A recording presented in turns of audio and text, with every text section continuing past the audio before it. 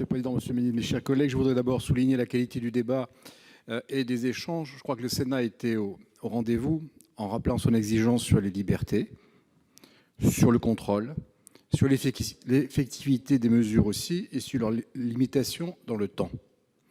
Évidemment, il s'agit d'un compromis, cela a été rappelé. Évidemment, il y a toujours une interrogation légitime sur le choix entre l'urgence qui dicte de donner des moyens au gouvernement et le souci de ne rien sacrifier sur le fond de nos libertés.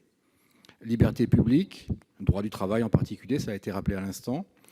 Il y a bien sûr des réticences et des désaccords sur certains bancs. Ces réticences et désaccords sont légitimes, ils sont l'expression de la démocratie et je trouve très bien que le Sénat puisse, dans sa diversité, faire état de tous les points de vue. La démocratie n'est pas entre parenthèses. Nous nous sommes efforcés avec le président Larcher de ne rien sacrifier du débat. Maintenant, il nous appartient à tous de faire vivre ce texte avec scrupule, avec toujours le souci de la proportionnalité des mesures par rapport à la situation. Comme le président Marseille l'a rappelé tout à l'heure, nous voterons ce texte.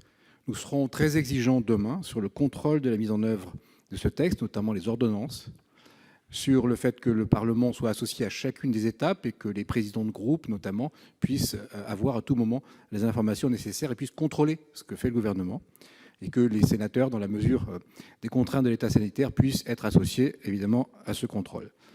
Ceci parce que nous sommes soucieux de répondre à une situation qui est extraordinaire et qui fait que nos concitoyens sont aujourd'hui confinés et attendent du Parlement qu'il fasse vivre sa mission constitutionnelle, bien sûr, avec toute l'exigence qui doit être la nôtre, mais en même temps qui permettent que la situation s'améliore autant que faire se peut. C'est, je crois, en tout cas une garantie pour tous que le Sénat continue à exercer, comme il le fait là, sa mission constitutionnelle au service de tous. Je vous remercie. Merci, Monsieur le questeur.